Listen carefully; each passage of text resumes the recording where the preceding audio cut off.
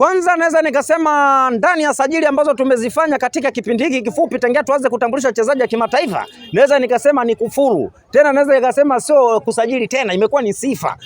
Maana tunaposema ni sifa kwa kweli, kwa sababu Fred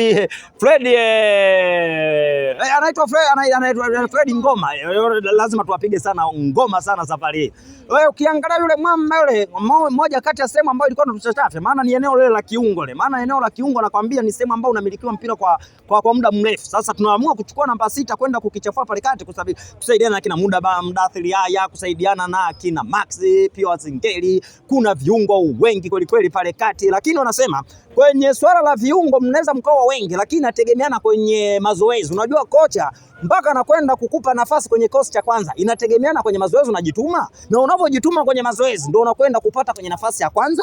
Na sana na watu wanachokidiliaga nafasi ya kwanza, unajikuta namba unakuta zimesongamana pale. Sasa kusongamana sio shida unajituma kwenye mazoezi, au katika mechi ya kwanza unaweza ukacheza mechi inayofuata. Je, mwalimu atakuamini? Kwa hiyo sasa kinachoendelea mpaka sasa hivi naweza nikasema sasa usajili huu imekuwa kama ni kufuru, imekuwa ni sifa. Kama unaona wenzetu kule wamekaa kimya, lakini tunasema unapokaa kimya tunasema naam, kwamba tunaposema mwakani tena ni mwakani tena kweli kweli. Kwa hiyo usajili wa Fred Ngoma nimepitia baada ya clip ile jana usiku, ni mchezaji ambaye unaona ni jinsi gani kwamba yule bwana kwanza anaweza kumiliki mpira pale kati, anaweza kumiliki dakika 45 peke yake. Sasa kama atakwenda kumiliki 45 peke yake pale kati, wewe unafikiri wachezaji wengine watakwenda kumiliki mpira muda gani? Atakuwa mbadala sahihi wa Khalid Aucho.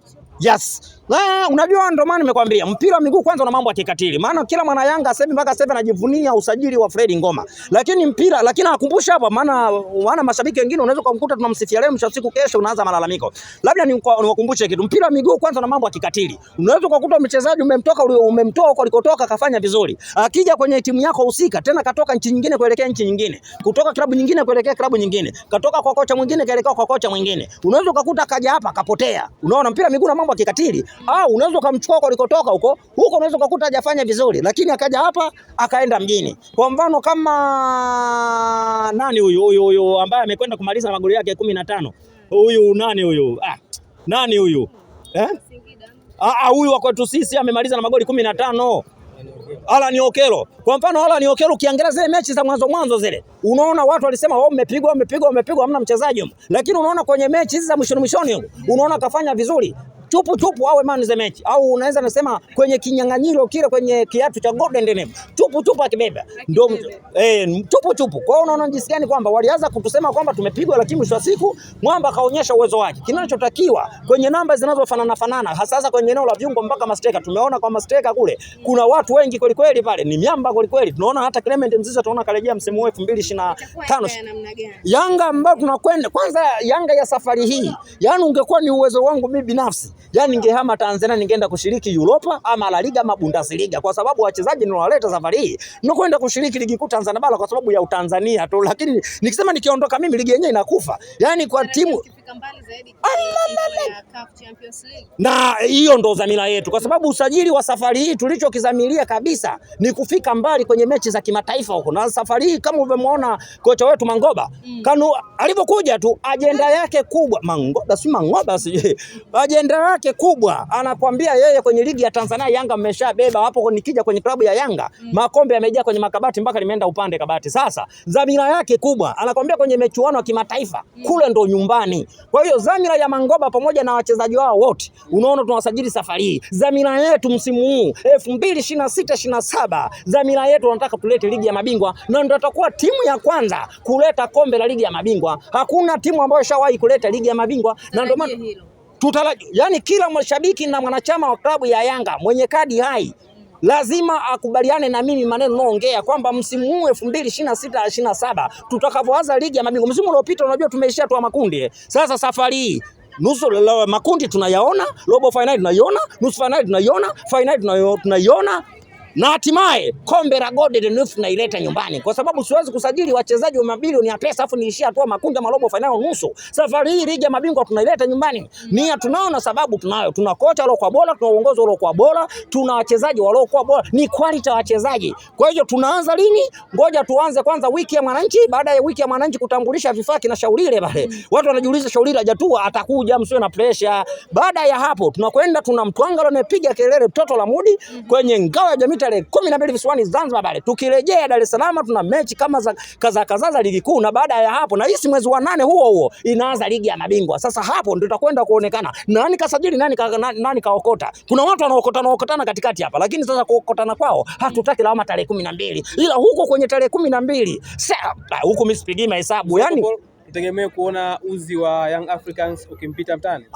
Kaka, yule kazindua jezi, kazindua mashuka Masai. Kwa sababu kwanza jezi alizozindua msimu huu kakopi na kupesti. Ukija ile nyeupe ambayo ina mabaka mekundu chini, ile msimu upite ndio yale, kwa sababu msimu uliopita alizindua juu nyeupe, chini nyekundu. Kopi na kupesti. Ukija ile kopra rangi lile wanaita blue bahari. Msimu uliopita blue bahari ile walikuwa wameweka michirizi meupe, kilichofuata nini blue bahari. Lakini msimu wametoa rangi nyeupe, wameweka blue bahari. Kwa hiyo ni kopi na kupesti. Ukija nyekundu, watoto wale wajanja. Na ndio maana kumbe walifunga safari wakapiga mahesabu. Hivi wa Masai wanapatikana mkoa gani? Wakapiga mahesabu wakaona mkoa wa Ngorongoro kule. Wakaenda Ngorongoro kule wakamwangalia Masai design yake ya Masai lile shuka yani. Wakadesign ile shuka, wakaona hili shuka linatufaa. Mchasiku wakazindua shuka la Masai. Kwa hiyo safari hii hawajazindua jezi, wamezindua shuka la Masai. Sasa wakapigwa 50,000 shuka la Masai, na wakati Masai anauza 5,500 tu mashuka yake Karume pale. Kwa hiyo sisi wananchi wote waandae masasampa, na jezi zetu zinazinduliwa tarehe 4 siku ya Jumanne. Yani jezi zinazokwenda kutoka ni za kimataifa zenye hadhi ya Golden Denif. Ninavyozungumza kwamba Golden Denif yani mazahabu matupu, maana mtu nikizungumza Golden Denif atajiuliza Golden Denif na nini? Yani mazahabu matupu, watarajie wana Yanga na jezi hii sipouzwa laki sijui, kwa sababu sisi tuzundui ilimradi tumezindua jezi yenye quality, hata rais mwenyewe akiona anaona yani wa Jamhuri ya Muungano wa Tanzania. Hii nishike. Mzee Otopolo kwema? Kwema kabisa dada yangu, mzima? Wa afya kabisa? Wa afya sana. Uko vizuri? Hata mimi niko vizuri, rais wa keke wote. Nimefika. Superdome, pengine kuna wananchi hawaelewi nini kinaendelea. Leo kwanza ni mkutano mkuu ule, wanasema ni mkutano mkuu wa wanachama. Leo ni kwenda kusoma mapato na matumizi, nini kimefanyika 2024-2025 au tangia rais wetu awe rais Engineer Hersi amefanya nini na ametufanyia nini kama Dar es Salaam Young Africans kwa sasa kwa wanachama. Maana mkutano huu unahusiana na wanachama, lakini hapa kuna utofauti kidogo. Na ndio maana hata mimi rais wa keke wote Tanzania watu wanajiuliza mbona rais wa keke wote Tanzania ndani ya tumuoni? Unajua huu mkutano kwamba unahusisha wanachama wote wenye kadi zilizokuwa hai. Lakini sasa wamepiga mahesabu, wameona kusema kila mwanachama mwenye kadi ya wanachama aje Superdome Masaki. Hapa pale uwanja utakuwa ukumbi patakuwa pashikiki. Walichokifanya uongozi wa Dar es Salaam Young Africa kupitia Engineer Hersi kwamba kila tawi lilokizi, lakini kuanzia wanachama 200 wenye kadi hai, kwamba kila tawi litoe wajumbe wanne. Sasa ukimwona mtu anaingia hapo ni mjumbe kutoka tawi husika katika wajumbe wanne. Sasa kama sio mjumbe wa tawi husika huwezi kuingia. Ndio maana hata mimi mwenyewe naona na nyenga, lakini mimi najua nitaingia tu baadaye, lakini sio sasa hivi. Mr. Force najua ilipo Yanga mimi nipo. Kwenye shughuli za Yanga mimi nipo. Mimi najua itafikia kipindi nitakuja kuingia. Watu wasisema hana kadi. Mimi kadi yangu ninayo hii hapa, hii hapa. Unaona hii kadi hii. Huu ni mwezi wa 8. Mwaka jana sio mwaka jana, mwezi uliopita mwezi wa 7 ndio ilikuwa kaza kulipia kadi za wanachama. Mimi kadi yangu iko hai, haijafa. Kwa nini nashindwa kuingia? Mimi sina wanasema mimi sina uongozi wowote ndani ya tawi lolote. Mimi kadi yangu inasoma tawi la Kawe. Katika wajumbe 4 ambao wanatoka tawi la Kawe wameenea.